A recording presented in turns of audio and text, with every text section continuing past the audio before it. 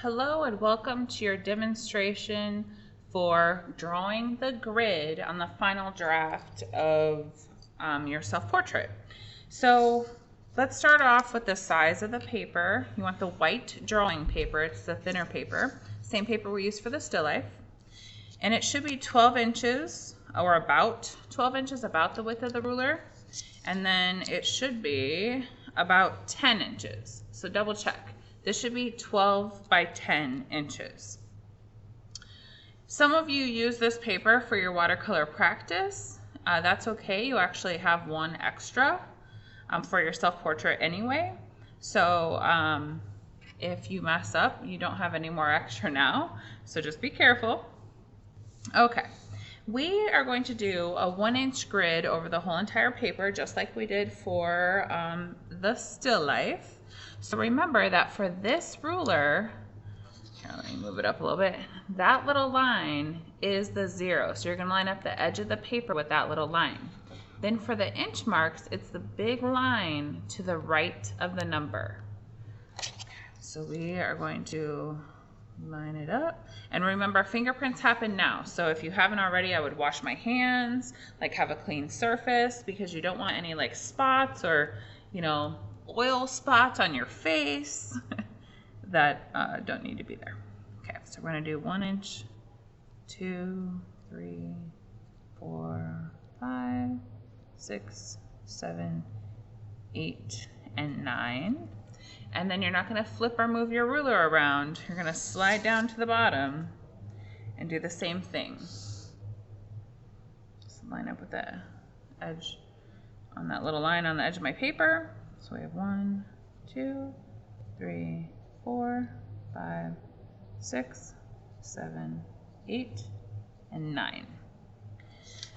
All right, now we're going to line up, and I'm trying not to touch my paper. You can touch it in the edges, that's okay, but I'm going to line up my little dash mark for the inch at the top so I can kind of see it, and at the bottom so I can kind of see it right there too.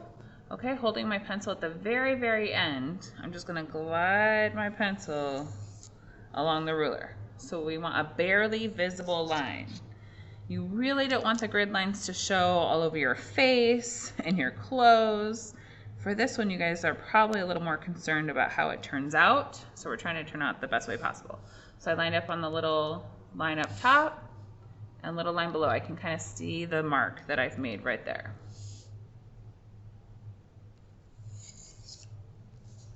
Okay, so you're going to continue double checking before you make your line.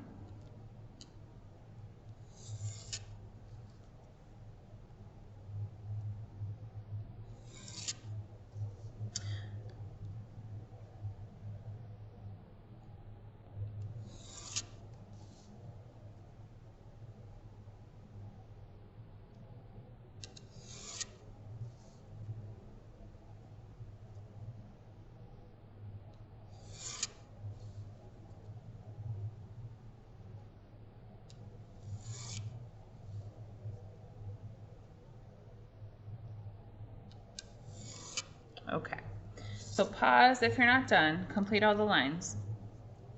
Then you're going to turn it horizontally, regardless of the way that your image goes, and we're going to do that again. So for this time, we're going to go 1 through 11. 1, 2, 3, 4, 5, 6, 7, 8, 9, 10, and 11. And I'm going to slide my ruler down. I'm not going to flip it around or move the paper, really. Line up that first line with the edge of my paper.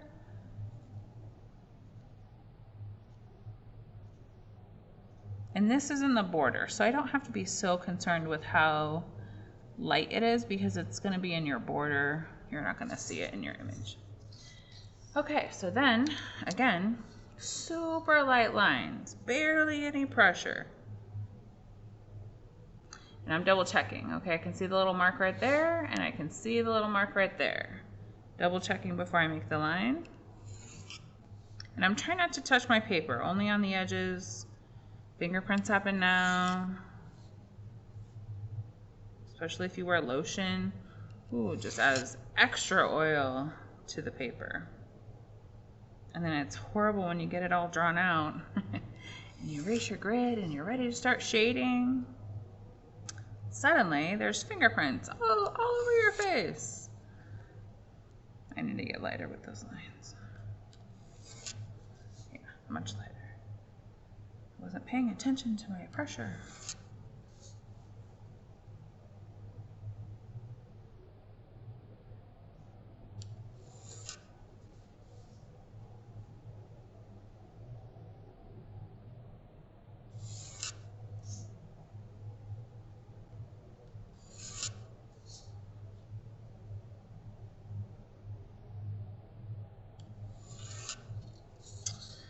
Okay, so it doesn't matter which way it goes still. You're going to put an X in each corner because we're not going to use those corners.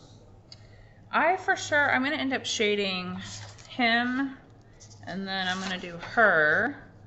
And so I'm going to do another grid. I'm not going to do a horizontal one, but I will use hers for like her hair. Like that is a good one for the demonstration. I've drawn this one plenty of times, so I wanted to like challenge myself and do something new. So I wanted one with hands in it, in case anybody has hands. I wanted one with teeth in it and glasses, so we're trying to cover everything. We have 2 different types of hair, 2 different skin tones, a shirt that has texture and a shirt that only has wrinkles. Like we're trying to cover it all. And then of course I'll show all the different ways with a couple other drawings. All right, so if I have a vertical image, then I'm going to label it exactly as the vertical one, just like we did the still life. So I would go A, B, C, D, E, F, G, H, and 1 through 10. 1, 2, 3, 4, 5, 6, 7, 8, 9, 10. I would also do that at the bottom. So I'd label the letters at the bottom and numbers on the side.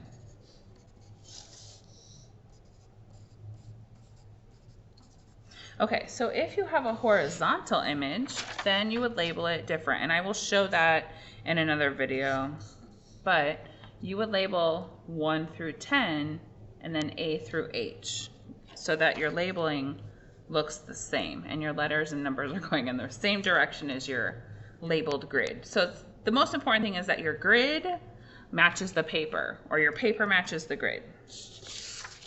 Okay. In the next videos, you will learn how to draw. So don't start drawing yet. We do have one proportion practice that we need to do before we're going to start drawing, and there will be a demonstration on using the viewfinder with people this time. And there'll be a demonstration on how to draw all the different facial features. So don't start drawing yet. I'll see you in the next video.